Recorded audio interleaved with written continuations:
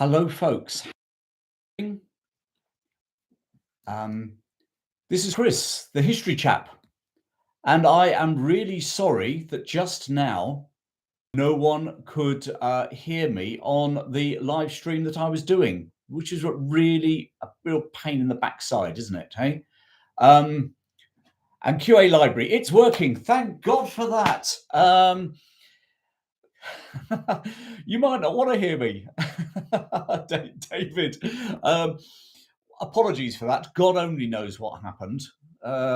Technology on a Friday morning. That's all I can see you. Okay. so anyway, welcome. I hope you've all been having a good week. I will just repeat myself, but the good news is wasn't anything major. But it's been certainly a busy week here. Today started as quite a nice autumnal day here in Worcester. Unfortunately, it seems to have clouded over, which I guess is because it's coming towards the weekend. So why wouldn't it rain on us? As I say, been busy week. What have I been up to? Gosh, I did a members only video. I'll come back to that in a moment. We did the video about the Battle of Agincourt, which was another one. Hello, Andrew. Good evening to you over in Australia. Lovely to see you. Boots on the table. Thanks, mate. Yes, the sound is now working. Hallelujah. Hey. So anyway, yeah, I did a members only video. I've done the video about Agincourt this week. And I also did a live talk last night to my History Chat members club, which is nothing to do with YouTube. And I did that about the Germans versus the Jacobites, how the House of Hanover sat on the British throne, and what happened to the Stuarts, and how did they get usurped, and therefore how did Bonnie Prince Charlie and people like that appear in the story, the long story of British history. Anyway, so a couple of things. So yes, the members only video this week was actually about a member of the Ashanti Ring, Sir Garnet Wolseley's Ashanti Ring of officers. Garnet Wolseley, one of the great, he certainly believed he was the great general of the day, and he was sort of in late Victorian or the mid-Victorian, late Victorian period, and he gathered around himself a group of talented officers to almost act like an unofficial general staff. And Garnet Wolseley had this group of officers, and one in particular was Sir William Butler. And that was what this week's story was all about. In a very brief summary, Butler, an Irishman from County Tipperary, always came from quite an impoverished aristocratic family. So he's from the top drawer, but they didn't have much cash. And he was very affected. He on his, around his family's limited small holdings in Ireland, he saw the Irish potato famine and the desolation it caused in the communities in County Tipperary. And he always had this thing about almost fighting for the underdog, which is an interesting concept when you join the British Army during the height of the British Empire. And he was served with Sir Garnet Wolseley on the Red River campaign, Red River expedition in Canada. I've done a video about that in the past. He'd served with him in the Ashanti Wars in West Africa. And again, done a video about that. He served in the Zulu Wars. Loads of videos about those. He fought against Urabi Pasha, the nationalist rising of Urabi Pasha in Egypt, where the Egyptians, under this Egyptian officer, Urabi Pasha, they had this outrageous demand, Egypt for the Egyptians, which obviously, in the height of European imperialism was like, well, that's a pipe dream. Urabi Pasha rose in revolt against the Caliph of Egypt, who was a bit of a puppet, stroke ally of the British. And General Wolseley was sent with an army to protect British interests in the country, not least the Suez Canal. Butler was with him there. And then finally, Butler was on the Nile expedition to try and rescue General Charles Gordon in Khartoum. Strangely, for a man who obviously was in the center of building the British Empire in the late 19th century, he was also a strong advocate for Irish Home Rule. He counted Charles Stewart Parnell as one of his close friends, and indeed John Redmond, just before the First World War, another Irish nationalist leader. And strange, this man who's a supporter of Irish Home Rule, but also helped to crush Urabi Pasha's revolt in Egypt for the Egyptians, was put in command in South Africa, in the British force in South Africa, in 1898, the year before the Boer War. And he tried to avert the Boer War. He believed, I mean, I guess it was his Irish sympathies. He had the underdog. He saw the Boers as underdogs. He couldn't quite work out actually how the British could justify a war against the Boers. He said as well, the British Army was not prepared for a war against the Boers, and the Boers would be far better enemies and far more dangerous enemies than the British were giving them credit for, all of which came to pass. Unfortunately, he was flying in the wind against the imperialist lobby in Britain, led by the High Commissioner in South Africa, Lord Milner, and of course, arch-imperialist Cecil Rhodes. And they lobbied for him to be replaced. More and more pressure was placed on Butler, and eventually he resigned in early 1899. And 6 months later, Lord Milner, Cecil Rhodes and co. had their war with the Boers. And the British weren't prepared for it, as those of you who followed my Boer War stories would know, and the Boers were far better enemies than the British given them credit for. So General Sir William Butler, the man who tried to avert the Boer War, but obviously couldn't. I'm just having a quick look at the comments, because loads of you are putting comments, hellos, boots on the table, good morning, love to see some videos on the 30 Years' War, yeah, and why English, Scots and Irish were involved on both sides. Good one. I'll put that, I've got a little book actually, that I'll put that into if you don't mind. Was the 100 Years' War lasted more than 100 years? No, near as damn it was 100 years. But don't forget, the British, the English, and then later the British and the French had wars a lot of the time. Most, when you look at it, most of the 18th century, the British and the French were at various wars. Have I ever done any lectures on explorers? No, I haven't. Several of you have requested that, and I am going to be coming on to explorers. The big ones, Shackleton, Ernest Shackleton, obviously very famous in his expedition at the beginning of the First World War, which of course they ended up being stranded. But equally, he in 1908, I think it was his first expedition, actually got really close to the South Pole, and he turned round because he didn't want to risk his men. 1912, Captain Scott went for the pole and his whole party perished. And it's an interesting story between the two of them. Good morning to you, Harry, from the United States. Lovely to see you. So we've got Ernest Shackleton's on the list. David Livingstone's on the list. And quite a few have been asking about Richard Burton, the explorer, not the actor. So and several have asked about Franklin as well, and trying to find the Northwest Passage. So you've got some good ones there, and I will be doing those. David Livingstone might be this side of Christmas, but most of the others will be the other side of Christmas now, because heck, I'm sounding like my grandmother. Christmas is nearly here.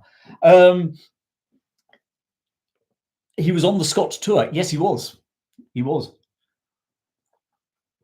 So Shackleton was, so anyway, we won't go down the Shackleton route, sorry. So we've done Butler. I've, as I say, also did the Battle of Agincourt this week. I don't know if any of you managed to see the video that I've put out about the Battle of Agincourt. 25th of October, 1415, one of the great English victories over the French. And I got it out on the 25th of October. Especially as to mark the anniversary. I have to be honest, I bust a gut to get it. Normally my videos go out on the Thursday. I bust a gut to get it out on the Wednesday. I'm absolutely knackered. And then just for good measure, last night, as I say, I did this talk on the Germans and the Jacobites for a live audience. Golly, there was, I don't know how many actually, looking back on it, the best part of 100 people on a live Zoom call, which was absolutely cool and brilliant. Before I crack on, a couple of you have asked, what's on my bookcase and can I recommend any books? Well, I can recommend loads of books, but let me just tell you a couple. I've recently been reading this one by Ian Knight, Warriors in Scarlet. Just finished it. Really good book. Basically, it talks about the officers in the British Army, sort of up to approaching the Zulu Wars, when they still wore the red tunics. So he's not interested, he's not talks, and Ian's an expert on the Zulu Wars. He's also written some books around the Mardis Wars as well, but he wasn't talking about all the stuff where the British wore khaki. This really took us from the early part of Queen Victoria's reign, the 1830s, through to the 1870s. Thoroughly recommend it. I mean, not least for a great cover. He's a great writer, Ian Knight. Really like him. And he actually asked me to write a review of his book. I mean, me, Chris Green, having to write a review for Ian Knight. Absolutely splendid. Great read. And I found it very interesting when not so much talking about the officers, but talking about some of the common soldiers and the conditions they put up with, but equally the conditions they came from in Britain as well. So that's, and now what I'm actually reading, going from the sublime to the ridiculous. QA Library has just made an interesting comment. Chris, when you write a script for video, how many words does that normally cover?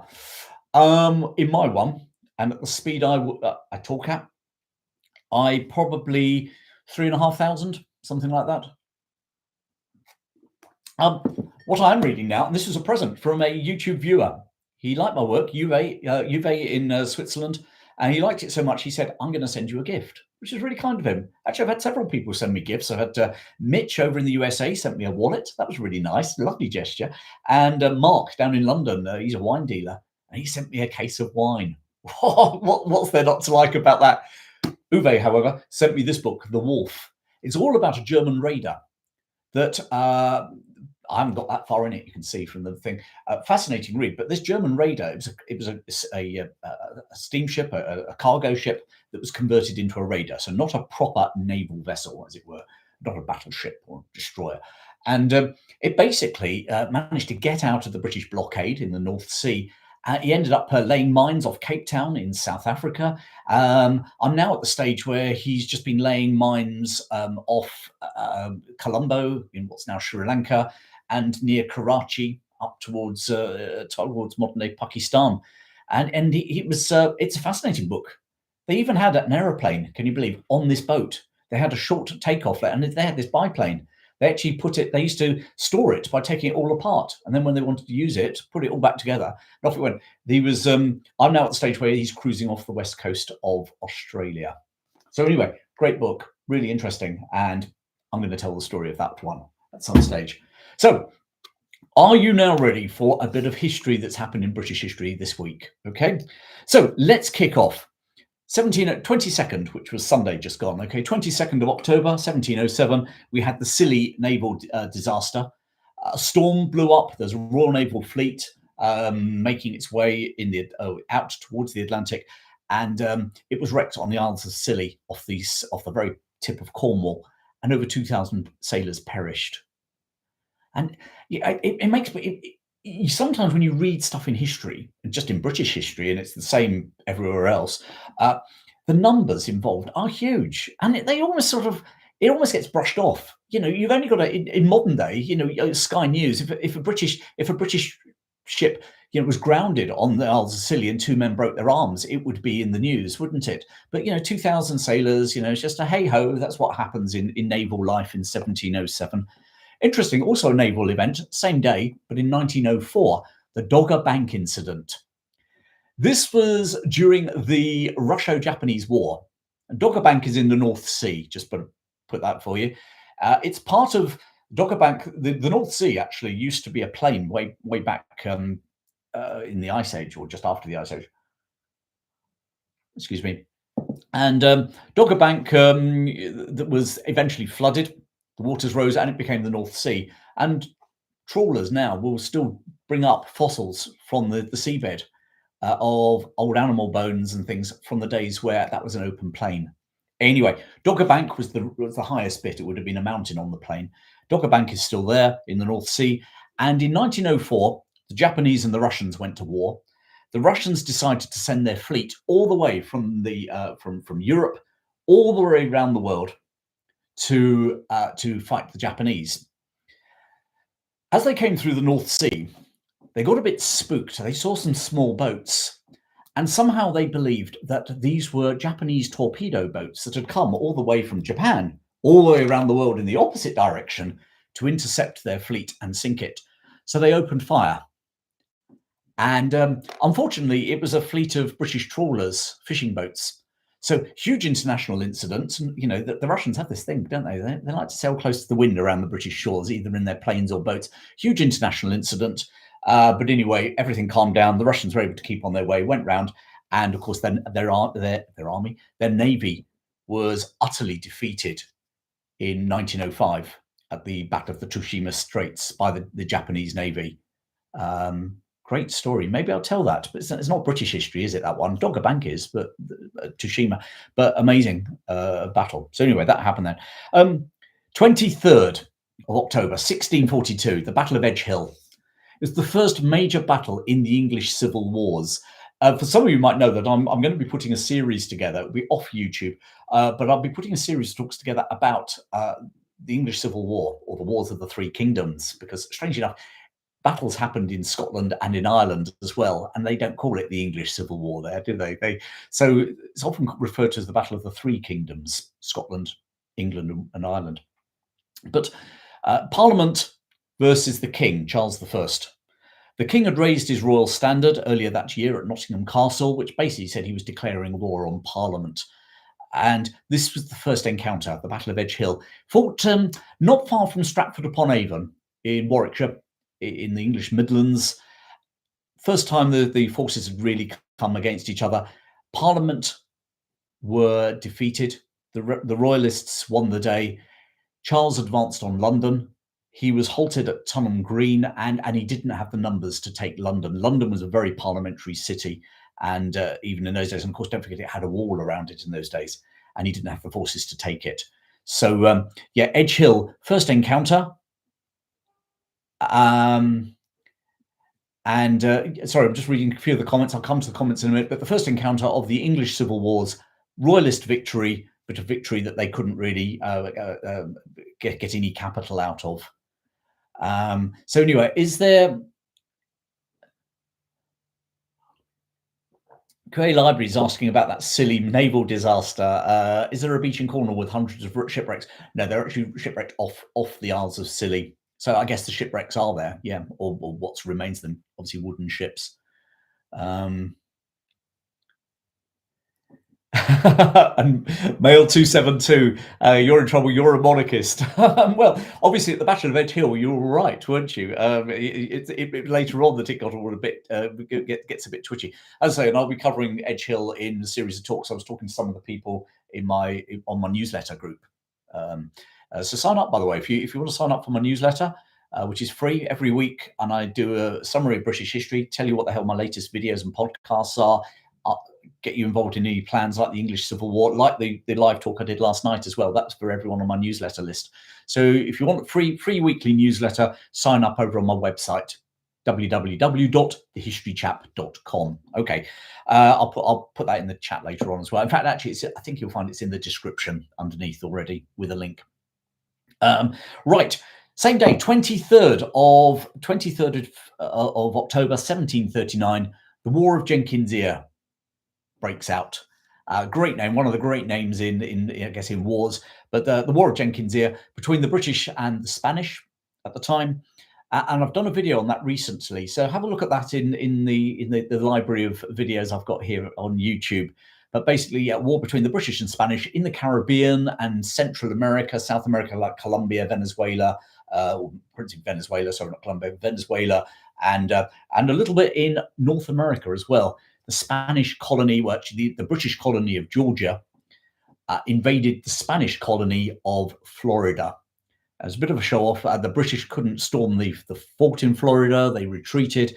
A year later, the Spanish returned the favor by invading Georgia, and they in turn were defeated. And the war basically fizzled out. It got consumed in a much wider European war, where the Spanish and French were on one side and the British and other nations like Prussia were on another.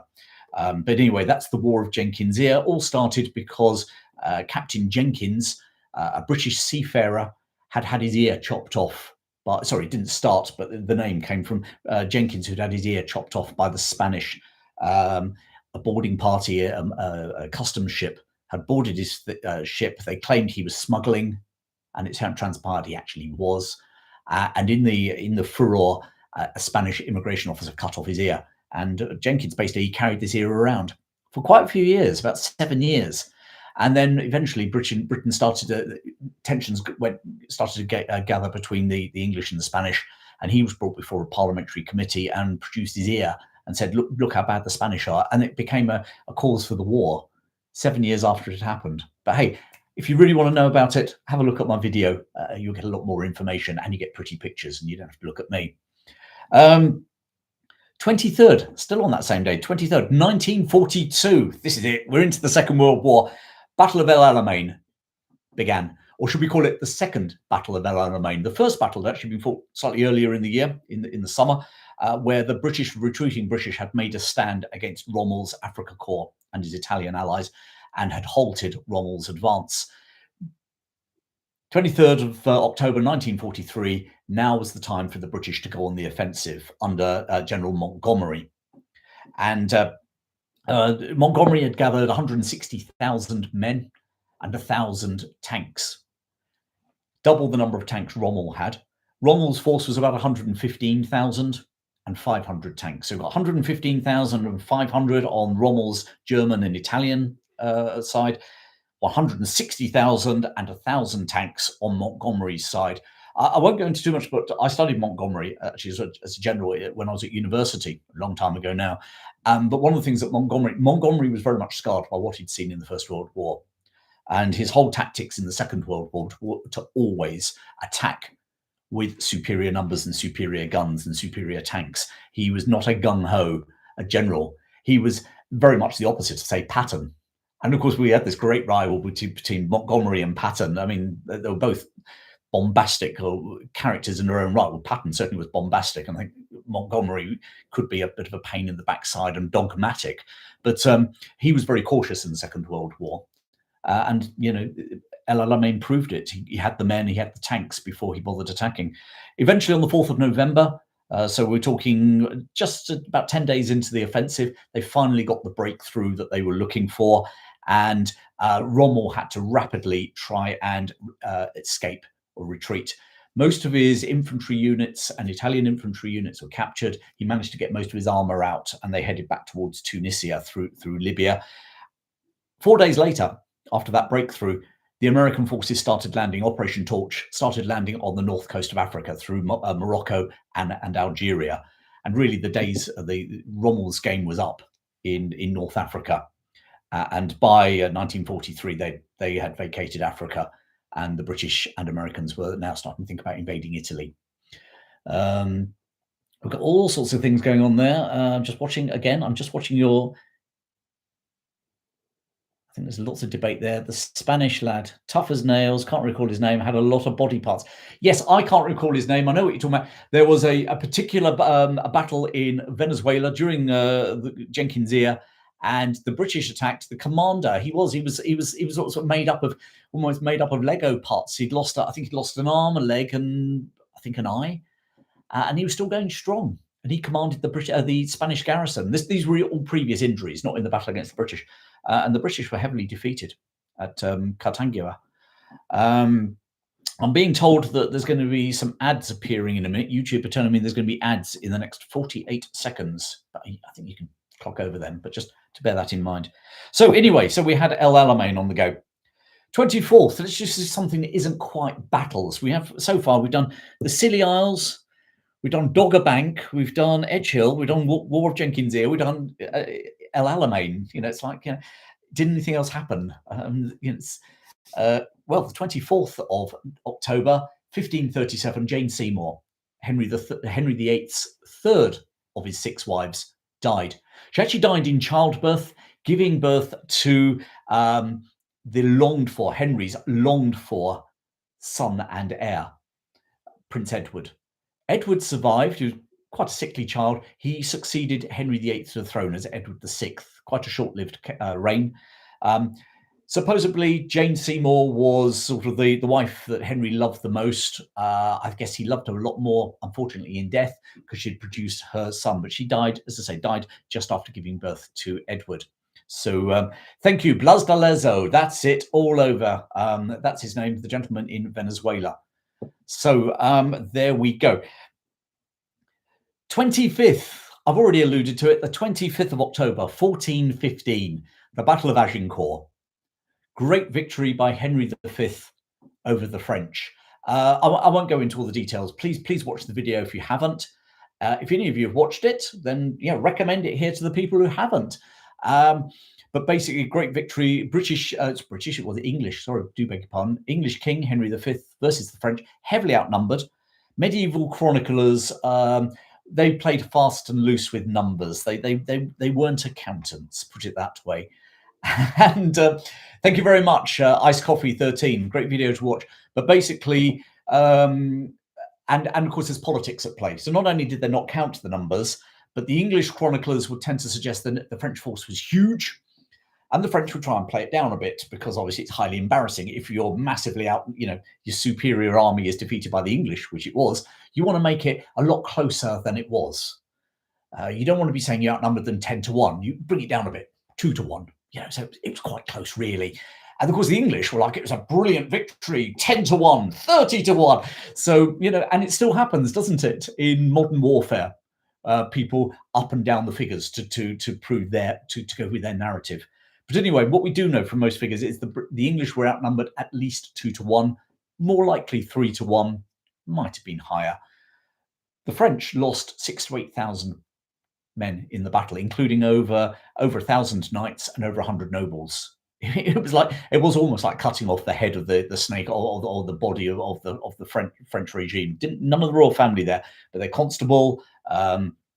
The constable of France died. He was in the attacking first wave. Anyway, I'm already telling you the video, so I'll let you watch it. But one of the great victories, and of course one of the great victories, it came up with William Shakespeare, Henry V, Band of Brothers speech, where Henry V, on the morning of the battle, G's up the troops. Got to say, that was William Shakespeare's words. Henry didn't say the Band of Brothers speech, but nevertheless, it's gone down in history and gone down in folklore, as indeed has the legend of the English archers being threatened to have their 2 bow fingers chopped off. And they all wanted to show the French they still had their bow fingers. So they held them up, and an insult was born. That's the legend. It's possibly an urban legend, urban myth, but it's a great story. And if you're English, you'll buy that one, won't you? Rather than just, I don't know where it came from. Sounds much better to say it started because we were fighting the French. Another battle here, 25th of October, 1854, the Charge of the Light Brigade. Well, actually, it was the Battle of Balaclava and the Charge of the Light Brigade. The Charge of the Light Brigade happened as part of that battle. Again, I've done 2 videos about that. Have a look in the collection. I've done one about the Battle of Balaclava, and I've done one about the Charge of the Light Brigade specifically. But basically, Lord Raglan led the Light Brigade down the Wrong Valley to attack. There were 2 valleys, and he was basically told to attack the Russians who were removing some captured British guns. He managed to, the man who brought him the message, Nolan, basically was so frustrated with Raglan, who was faffing about and deciding where he should go, and indeed Lord Lucan, the commander of the cavalry, that he basically swung his arm wildly behind him and sort of said, rather like you're looking at me now, if I wanted to talk about maybe those blue books there, all about the British Empire, actually, if I just said, and you were sitting here saying, well, which British Empire books? On the bookcase. Okay, which is sort of true, but I didn't point there. I pointed over there, just sort of over my head. Fundamentally, that's what Nolan did. And Raglan charged off down the Wrong Valley, not towards guns that were being taken away by the Russians, but towards guns that were already in place. The Russians couldn't quite believe what the hell was happening. They thought it must have been some sort of joke. And yes, with Flashman farting all the way. Flashman, great stories. Anyone who's never read a Flashman novel, I suggest you do. A wry sense of humor. And I won't say any more than that, but I am thinking about doing a video or videos about the exploits of Harry Flashman, because the author puts Harry Flashman in all these different real historical settings during 19th century Britain and British military, and also America as well, actually, during the Civil War. But anyway, some great stories. So Flashman all the way. Not a proper historian if you haven't got a good bookcase. I know, but I've got to store the damn things somewhere, haven't you? And I'll be honest, I've got pictures elsewhere, but they've all got glass frames. And if you've got lights on, like I have now, the glass frames just flash away. I mean, it's bad enough if you can see the YouTube, the silver award there, that flashes away. I've sort of tried to maneuver myself so you're not getting blinded. Anyway, so Charge of the Light Brigade, the British cavalry charged the Russian guns, full on. The Russian guns were firing at them. Cannons versus blokes on horses. And can you believe the Light Brigade actually managed to get all the way through? They got to the Russian guns, turned around, they then realised there were whole ranks of Cossacks behind the guns, and they basically had to then hightail it back down the valley. The Russian gunners, those who hadn't been killed, remanned their guns, and they had to run the whole gauntlet all over again. Led to Alfred Lord Tennyson's famous Charge of the Light Brigade poem. Cannons to the left of them, cannons to the right of them, cannons in front of them, volleyed and thundered. And that's basically what they rode through, into the mouths of death, into the jaws of hell. And of the 670 men in the Light Brigade, 670, 118 were killed, 127 were wounded, and 60 were captured. So basically a casualty rate of near as damn it 50%. So anyway, that was that one. 26th, that was yesterday. Nothing major on the 26th, except, well, two things actually, and they're not military. We had William Hogarth in 1764, the painter, died.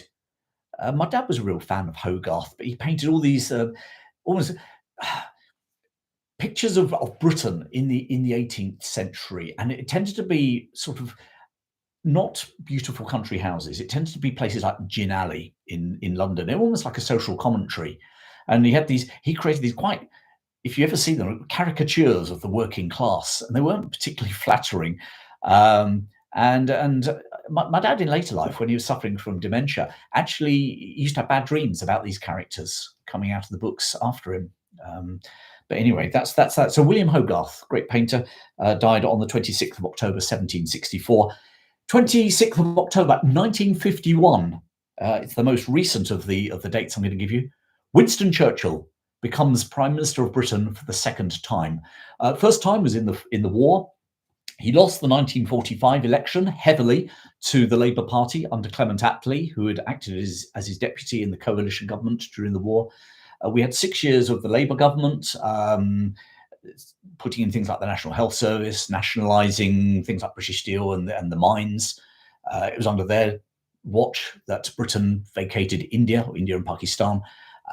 Not necessarily brilliantly when you saw what happened in the partition. And indeed, it was under their watch that they also left Palestine. And we're still living with the consequences of Israel-Palestine to this day. I don't want to get onto this thing. I don't believe it's all Britain's fault. I've had a couple of people recently, it's all Britain's fault. I think that's a very, very narrow way of looking at the history of the Middle East, to say the least. But we were there, and we did have a part to play. But how far back in history do you go? We're having this debate last night, actually, at the end of my live talk with everyone who's on my newsletter. We were talking about statues. When do you take a statue down? And how long do you have? How long do you blame people? Maybe I need reparations from, as an Englishman, from, I don't know, the Danes, because King Canute came over here at some stage. Somewhere along the line, you have to say, actually, you need to live with what you've got, good or bad, and move forward and not keep blaming the past. But there you go. That's my view on it, for what it's worth. So anyway, Winston Churchill, 1951, he became Prime Minister, won a general election over Labour, beat Clement Attlee, so it's like a return match. He was 76 years old by that stage. And everyone in the Conservative Party, not least Anthony Eden, who was the heir apparent, all thought that Churchill would have won the election. He's shown he can defeat Eden, and Attlee, and he would stand down very soon. Churchill had other ideas. He loved being Prime Minister, and he kept going. He kept going till 1955, when he finally stepped down. Eden finally got the job, and of course, it all went belly up because because of the Suez Crisis. Another video I've done as well. And I always feel sorry for Eden in one respect, because I do feel he's a bit like Gordon Brown. Those of you who follow British politics, Gordon Brown was desperate to become Prime Minister under Blair. And eventually Blair stepped down, a little bit like Churchill. He kept promising Gordon Brown he'd step down and wouldn't. And then Gordon Brown got the top job, and the financial implosion happened. And a couple of years later, he lost the general election for Labour. And poor old Eden was in a similar sort of boat. He'd been longing for this job, got the job, and then the Suez Canal crisis happened, very much of his making, I hasten to add. And he's remembered for that. rather than maybe if he'd been prime minister from the early 50s. But anyway, Churchill, second time round prime minister. Eventually, he stepped down in the 1963 general election, not as prime minister, as an MP. He basically never turned up in Parliament after he'd stepped down as prime minister. So he lingered on, and 2 years later, 1965, he died. So there you go. Never really hear anything to do with Churchill and the Korean War. Again, the British actually went into the Korean War under Clement Attlee's stewardship. So Churchill didn't have a lot to do with the Korean War. The Korean War, the armistice had been basically signed, or was signed, reasonably soon after he became prime minister. So yeah, but you're right. We don't hear very much about Churchill and the war. Thank you very much. Rich W. Hi, Chris. Very knowledgeable as always. Brown had been so promised, but he inherited a poo sandwich. Yeah, happens, doesn't it? And I've been in businesses, in the corporate world, where the great second coming, whatever arrives, the great Messiah, and it all goes horribly wrong, and they've actually been stitched up. David Moyes rocking up at Manchester United, succeeding at Sir Alex Ferguson, I think could be a very similar sort of situation, actually, Rich, that, what he inherited maybe wasn't quite what he had been promised. But there you go. We can't go into football, can we? Right, 28th, got two more for you. 28th, which is tomorrow, Saturday. 28th of October, 1216, Henry III is crowned King of England. He was only 9 years old. His father was the much maligned King John. King John, if nothing else, you've probably come across King John in the in Robin Hood films, or you're aware of King John signing the Magna Carta. Long story short, King John came to blows with his barons. They wanted to curb John's powers. Obviously, John didn't want to. They rose in rebellion, forced him to sign the Magna Carta, which gave lots of rights. Funny, it's always held up. The Magna Carta is held up as this great, it's the beginning of democracy in Britain, or in England at any rate. And realistically, if you read through the things, basically all it was the barons making sure they were grabbing power off the king. It wasn't some democracy thing like, hey, let's give the serfs the vote or anything like that. It was like the serfs got a couple of mentions in the sense that you couldn't be held without trial, for instance, and you had to be tried by your equals, by people drawn from the community, juries. But fundamentally, the Magna Carta was all about the barons reinforcing their own status in England and getting more power off the king. Anyway, King John rescinded on that. He went to the Pope, and the Pope said, "No, you're the crowned king. You're God's appointed. Don't worry. I know you've signed a thing with the barons, but hey, So John basically said, "Oh well, I don't believe in this treaty I've signed." So the barons rose again. They rose in rebellion, and they ended up fighting. They actually invited, can you believe, the son of the King of France to come over and become King of England. I mean, you've got to be as an English baron, okay, you've got to be really ticked off to think that the alternative to your King of England is a Frenchman. But they were up for it. Civil war broke out in England. King John died, and his son, 9-year-old son, Henry, came to the throne. Henry was crowned at Gloucester Cathedral, and he's the only King of England since 1066 not to have been, or Queen, not to have been crowned at Westminster Abbey. And the reason for that was the barons held London, and the royalists were out in the shires. So Henry III was crowned at Gloucester Cathedral. He reigned for 56 years, which is one of the longest reigns of any English monarch. And this is the medieval times. That was pretty good going. So he was into his 60s, which just goes to prove, and actually very often in history, if you look back, if you could get through your childhood years, you could live for many years to come, assuming you weren't in something like the Wars of the Roses as a noble. Anyway, he died in 1272. In the meantime, he fell out with his barons as well. There was a second barons rising. It was led by a man called Simon de Montfort. They were victorious. The barons were victorious at the Battle of Lewes in 1264, and Henry III was captured along with his young son, the Prince of Wales, Prince Edward, who later became Edward I. Those of you who know your English history know Edward I was a bit of a warrior. He escaped from captivity, and he met Simon de Montfort in battle. at the Battle of Evesham, just down the road from Worcester here. Great, actually. You can stand up on the battlefield and you do get a sense of what it was like. And Edward I defeated Simon de Montfort and restored royal power. So anyway, that was the 23rd, and it was his dad, Henry III, being crowned when he was a 9-year-old at Gloucester Cathedral. Last but not least, 28th of October, 1647, 28th of October, 1647, the Putney debates began. The Putney debates were during the English Civil War. Did you know? I'm thinking about doing a series about the English Civil War after Christmas, probably in January. Probably going to be about 6. Actually, the guys last night, they were adding some extra stuff. They wanted to hear about the Commonwealth and indeed the restoration of the monarchy afterwards. So it could end up being like a mini series of about 8 videos. Nothing like cutting my work out. The Putney debates were held in the New Model Army. By this stage of the English Civil War, King Charles had been captured. He was imprisoned. He was actually imprisoned at Old Pulteney is a fine whiskey. This is Putney, Putney. Putney at the time was a village about 5-6 miles west of London up the River Thames. And now it's very much part of London. At the time it had a population, little village, quaint village, about 900 people. Charles, as I say, was imprisoned. He was imprisoned in that most awful of prisons, Hampton Court Palace, so rather palatial. And England was going through a whole period of like, okay, now what the hell do we do? The parliamentarians at this stage were victorious, but what was the agenda? What were we going to do? The senior parliamentary commanders and the senior member officers in the New Model Army, including Oliver Cromwell and his son-in-law, Henry Ireton, they were called the Grandees. And the Grandees wanted to come to some sort of accommodation with Charles at this stage.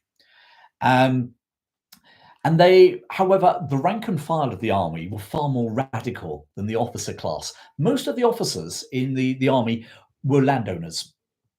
Okay, so they weren't necessarily titled people who were supporting the king, but they were landowners. They were yeoman farmers, and many had significant holdings. The common soldiers were working class, and their agendas were far more radical. So a group of them started to come together. They formed as a group. There were several of these groups. The biggest of the radical groups were called the Levellers, fundamentally because they wanted to level society to all be equal. It's almost like an early form of socialism or communism, 200 years before Karl Marx was writing his books. Someone's put here, Mail 272, they had a vested interest in supporting whoever wouldn't raise their land taxes. Absolutely. And sure as heck, they weren't into levelling society. Because if you were a tailor who was in the New Model Army, you didn't care if all the landowners lost their land, because, well, you might get some, but it's nothing to you. If you lived in London and were a tailor in London, you didn't really care what happened out in the shires. If you were Oliver Cromwell with your land holdings in Cambridge, there was no way on God's earth you're going to give them up just so the tailor in London felt everyone was equal. The Levellers agenda, they actually, the most radical regiments elected some representatives, they were called the New Agents, to go and talk to the Grandees inside the New Model Army. And they met at Putney. They met in the parish church in Putney, and they had a debate. It went on for nearly 2 weeks. 10 days, something like that. Finished in about 9th of November. And basically you had Oliver Cromwell, Henry Ireton, some of the other powers that be, the Grandees on one side, and you had the Levellers or the Leveller agenda. There were other groups as well, by the way. There's another group who even more sort of utopian called the Diggers. But anyway, let's put that one onto one side. The New Agents, representing the rank and file of the army, turned up, and their agenda was quite simple. We don't know what's going to happen to Charles in Hampton Court, but England will not have a king going forward. That was point one. That was pretty radical, because Cromwell on that at the stage was still trying to work out how they could possibly come to some sort of compromise, come constitutional monarch with Charles. House of Commons would reign supreme, that the king would not make any laws. The House of Commons, the representatives of the people. And when don't forget, and here comes some more radical bits, because the Levellers, when they talked about the people, because the House of Commons up until then didn't really represent the people. You had to be of a certain class to be represented in the House and to be in the House of Commons. They then wanted equal-sized parliamentary constituencies. I mean, that's radical, isn't it? Hey, we just take that as for granted nowadays in England. And universal manhood suffrage. The lowly tailor down in London, the farmhand in Cambridgeshire would all have the same vote, one vote, just like Oliver Cromwell would have one vote. Radical. I mean, it was the same sort of stuff, in fairness, the Chartists were coming up with in 19th century Britain, 200 years before the 19th century. And strangely enough, Cromwell and co basically disagreed. And they came to a bit of a fudge in the sense of like, oh, yeah, we'll take on board, we'll have a look at all your proposals. And then they kicked that can down the road as far as they could.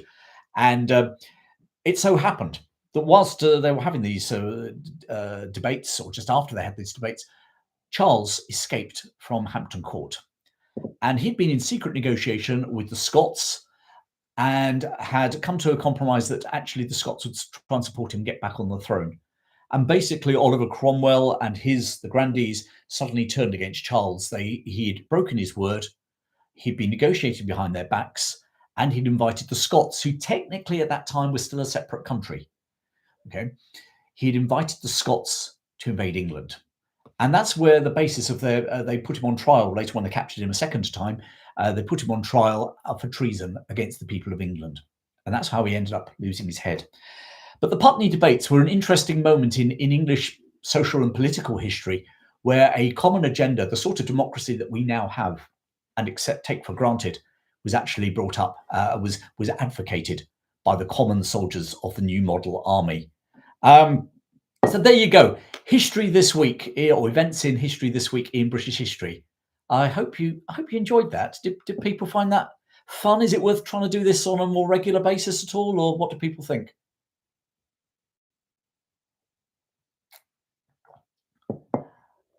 Ice Coffee 13. We could have Cromwell bingo with everything that was banned. I do a talk. It was actually the very first talk I did on YouTube about the plague village of Eyam in the 1660s, when bubonic plague, the Great Plague, affected England. And obviously I set the scene by just what had been happening in England up until then. We talk about Cromwell, and I always get a laugh when I do it, because I say basically the Cromwell and team were like almost like an English, they were like a Puritan Taliban. And it's funny to think that history has different, it changes, but sort of comes around again. And, here we had this radical regime who were banning stuff left, right, and centre. Dancing, maypoles, you all had to go to church on Sundays, Christmas was banned.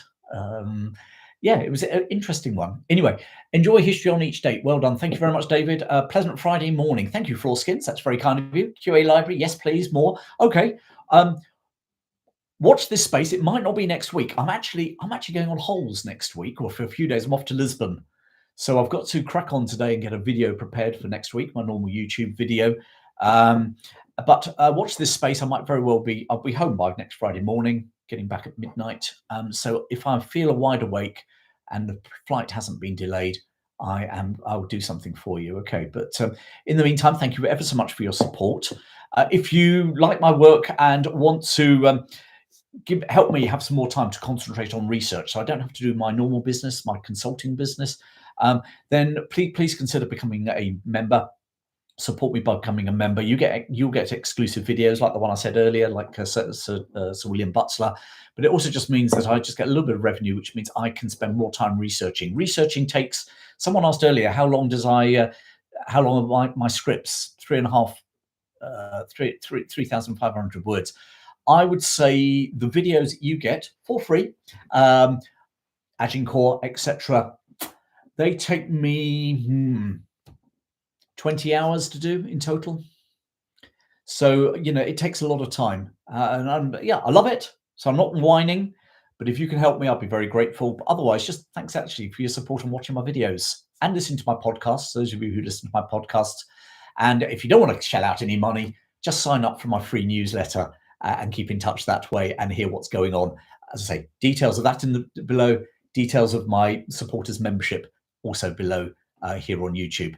In the meantime, have a brill rest of the day. Have a great weekend wherever you are, and keep safe. Thanks.